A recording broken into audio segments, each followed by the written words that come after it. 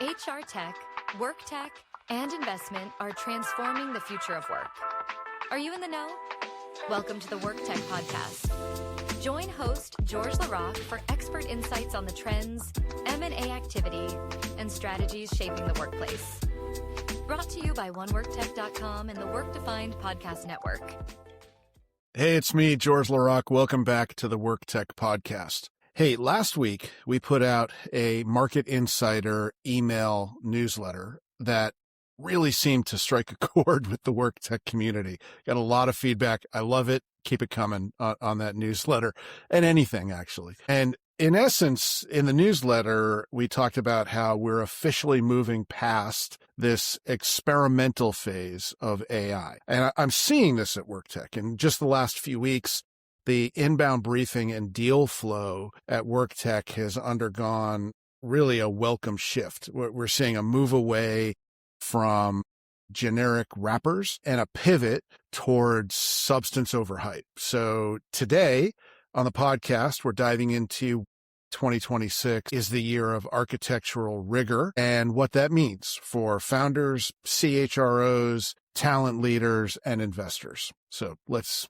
dig in. So the most fascinating evolution happening right now is in strategic workforce planning. There is a lot going on, but this conversation around SWP really intrigues me.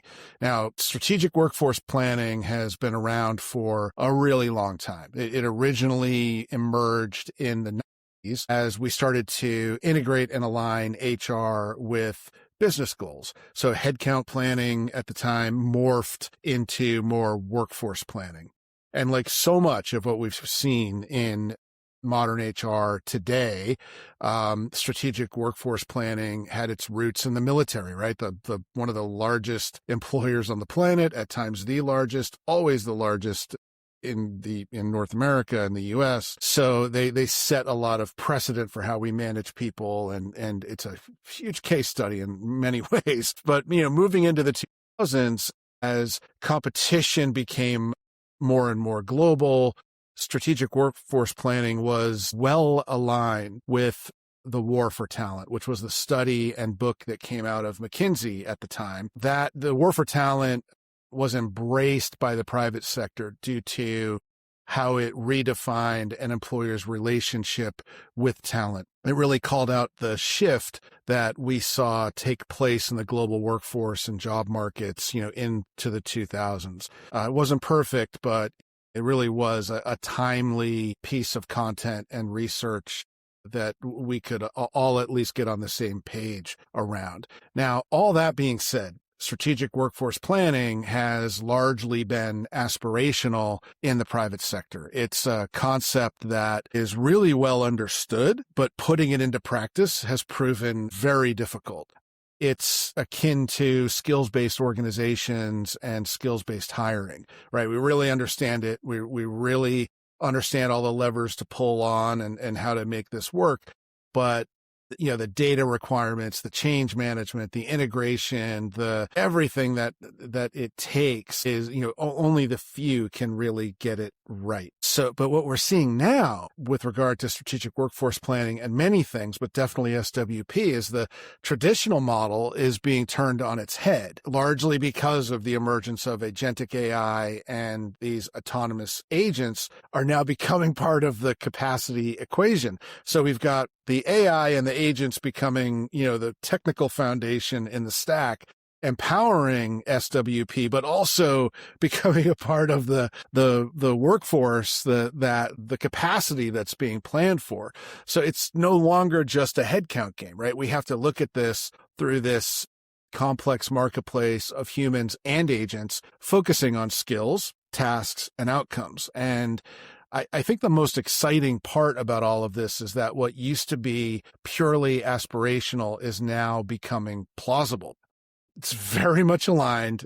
I mean, skills are a big part of this, but very much aligned with skills-based initiatives, right?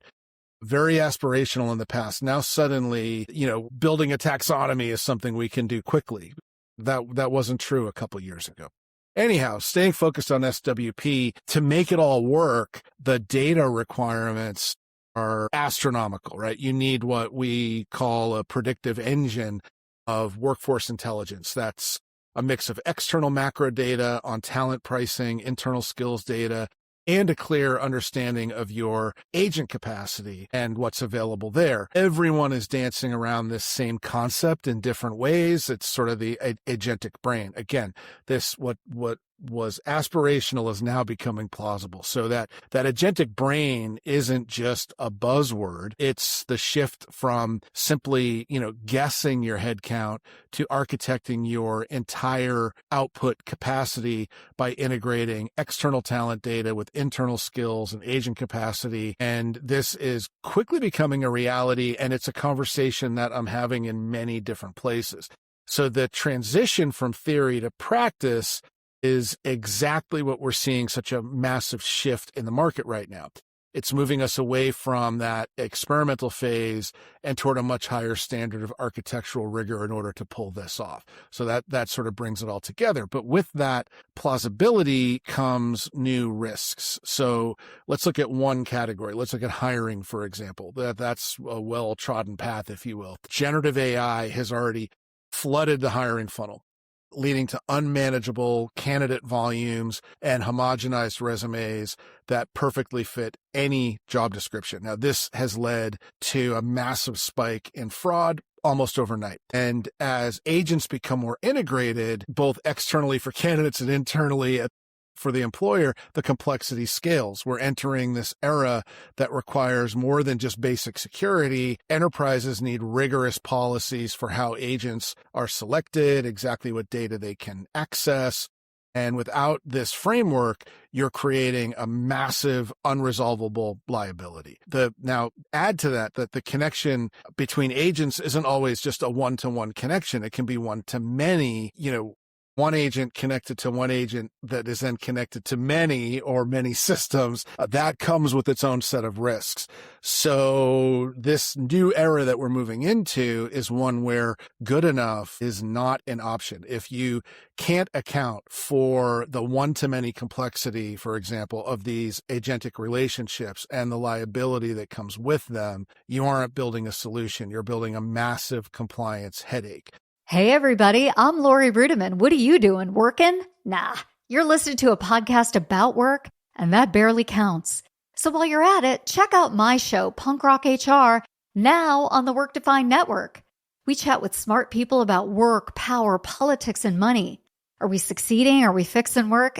Probably not. Work still sucks, but tune in for some fun, a little nonsense, and a fresh take on how to fix work once and for all. And this is a great segue into what we're actually looking for in the market right now. So because the risks are so high, I think and a lot of this overall direction in the market, our focus at WorkTech has shifted to a very specific sort of high conviction strategic mandates and deal flow is what's being put on our plate. So shifting gears there, what are we hunting for? So I think this, I use this term of flight to quality. The broad conversational chatbot has lost its luster. The market is demanding verticalization, technology built for specific industries or complex skill sets or complex problems being solved, definitely with a direct through line to ROI. The more quantitative, the better, but also qualitative. So because of this, at WorkTech right now, we'd love your help. We're actively seeking